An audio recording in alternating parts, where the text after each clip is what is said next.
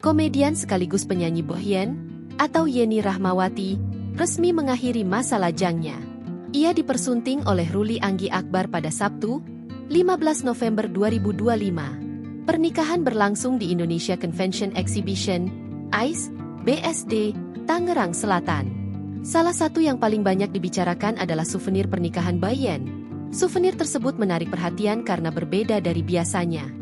Banyak yang penasaran dengan bentuk dan harga barang tersebut. Keunikan souvenir ini menjadi topik hangat di kalangan netizen. Souvenir pernikahan Bohyen. Bohyen dan suami memberikan souvenir pernikahan yang tak biasa untuk para tamu.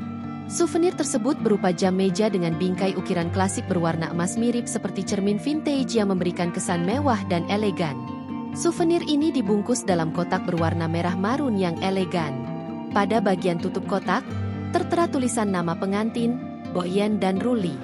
Menurut rekan sesama artisnya, Hifzi Hoir, souvenir ini ternyata menggambarkan sosok Bohyen. "Kak Bohyen kan princess gitu. Dia berkaca. Makanya jamnya mirror kayak gitu. Keren Kak Bohyen," kata Hifzi. Bohyen mempercayakan souvenir pernikahannya kepada Anaria Souvenir. Di websitenya, jam yang mirip dengan souvenir pernikahan Bohyen dibanderol dengan harga Rp125.000. Download Tribun X sekarang.